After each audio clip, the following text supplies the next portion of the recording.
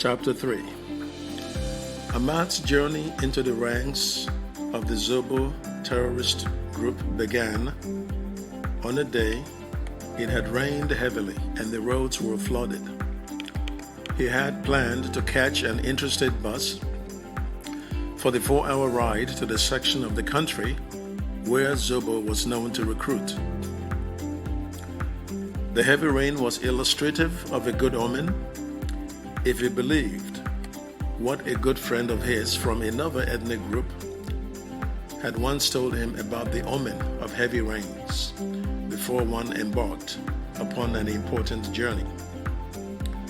That the rains represented a cleansing act by the heavens, which guaranteed success of whatever one had planned to do in their journey. But Ahmad, being a Muslim, thought this was pagan belief, and he was amused by it when his friend had told him about it. But on this rainy morning, as he embarked on his dangerous journey, he tempered his scorn of this pagan belief and became ambivalent about it, hoping it portended a good omen for him.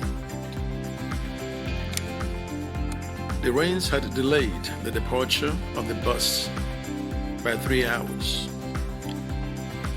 When the flood waters had receded, the bus finally took off, headed for ZOBBO territory. The passengers were either disembarking along the way or were traveling deep into ZOBBO territory, which was the last stop of the bus. The ZOBBO recruiting area was a vast area where business transactions still took place in spite of occasional ZOBBO violence. Every passenger in the bus could be placed in either of the above categories, except for one man, whose mission was a one-way ticket to hell or a return ticket with a precious human cargo. The territory consisted of small villages and towns. It had been a thriving place for business until ZOBBO activities had begun several years back in its relentless pursuit of a utopian religious state. There were mosques in the territory suspected to be ZOBBO's locations for surreptitious recruitment of fighters, followers, and suicide bombers. Ahmad's planned first stop in the territory was at a mosque. The bus dropped him off at a bus stop nearby the mosque by late evening. Ahmad's research had showed that this mosque was one of ZOBBO's recruiting locations. Ahmad had a backpack containing his clothes, male hygiene materials, snacks, and holy books. He walked leisurely to the mosque, where the call to the evening prayers was ongoing on the mosque's loudspeakers. He walked into the mosque and joined several men who had arrived earlier. Groups had formed and they engaged in conversation before prayers started.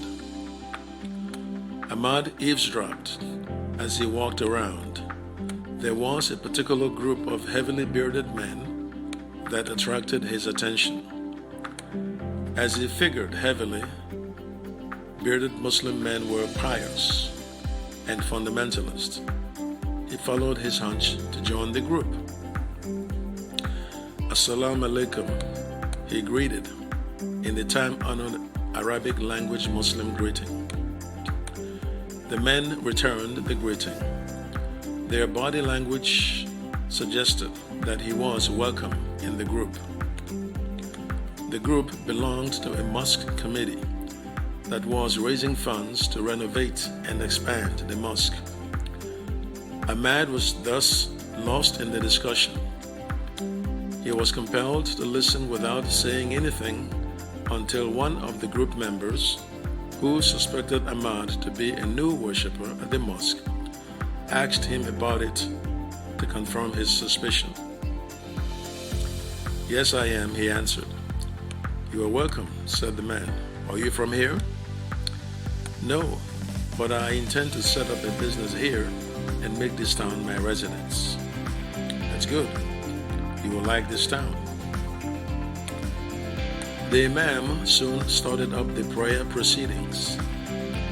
All had moved to the colorful carpeting on the floor for the prayer, which lasted for about 30 minutes. Ahmad approached the Imam at the close of the prayer and requested a private meeting. The Imam obliged and took him into a room. Ahmad introduced himself as a businessman, and he asked the Imam for directions on how he could find accommodation in the town. He also asked whether the Imam knew of a purist Islamic group around he could join to brush up on his knowledge of the holy books in order to deepen his faith. Imam Suleiman had led the mosque for several years. He was an Islamic scholar who was very knowledgeable about national and international politics. He was known to lace his orations with social and political criticisms, depending on whatever issue irked him that he felt was unjust to the common people. When ZOBBO started its insurgency, Imam Suleiman was suspected to have been a sympathizer, and this earned him a visit a couple of times from the secret police. But he was innocent and was never charged with a crime. He was, however, warned to tone down his rhetoric. ZOBBO operatives took notice of his fearless stance on hot-button issues and tried to recruit him, but he demurred. Although ZOBBO operatives failed to recruit Imam Suleiman, but they had access to his radicalized flock, which ZOBBO poached in recruitment drives. Imam Suleiman had also set up a purist study society for deeper study and research of the holy books. Ahmad had been informed about this society by an erstwhile colleague in the army whose radicalized cousin had been recruited into ZOBBO from the mosque. Imam Suleiman passed off Ahmad to the Purist Society, but not before advising him to be dedicated to his studies and to shun political radicalization. Imam Suleiman had a hunch that the Purist Society he had set up for the noble ends of Islamic scholarship occasionally deviated to discuss some of the issues raised by ZOBBO, but he was ambivalent about it, not supporting or condemning it. Some of his flock had left the mosque in frustration to join another one, where there was open hostility to the activities of ZOBBO. The Imam at this rival mosque was known to rail at ZOBBO for what he deemed were ZOBBO's un-Islamic ways and ideology, particularly its heinous practice of bombing and killing fellow Muslims, even in mosques at times. ZOBBO was a heretic organization as far as he was concerned. The ZOBBO hated this Imam's courage of calling out ZOBBO's atrocities. In a fit of pique at the Imam, ZOBBO had sent a suicide bomber to the mosque, but the bomber's explosive belt failed to detonate, and he was arrested by military personnel. Ahmad spent the night in a nondescript hotel. The Imam had given him a lead to a building he could rent a room or flat for his permanent accommodation. But Ahmad decided to visit the building the next day. His room in the hotel was a Spartan deal, with a regular-sized bed, a chair, and a table lamp with a dead bulb, and a broken small television which showed distorted images. He was too tired to watch the television anyway, for he had entered the room at about 10 p.m. He had been up since the early morning hours for his rain-delayed trip to the small town.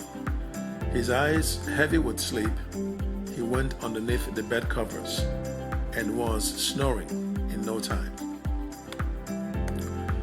Ahmad was subconsciously transported to dreamland in the course of the night. In this dream, he succeeded in penetrating ZOBBO to become a member, and had remained a member for 1 month, during which he honed up on his plan to spirit Aisha away from the camp to freedom. His attempt had failed, however, and both he and Aisha had been arrested and tied up to stakes to be executed by a firing squad. Just before the command was given for the executioners to shoot, Ahmad had woken up in heavy sweat. He was mightily glad that his and Aisha's imminent death was just a dream. He was bothered by the dream, and he tried to interpret what it meant. Was it an omen that his mission would turn out horribly like what had occurred in the dream? Or was it a warning to him to abandon the mission? He said his morning prayers and immediately felt fearless and invigorated. His soldierly instincts kicked in, and he recommitted himself to see the mission through, even if he ended up dead trying.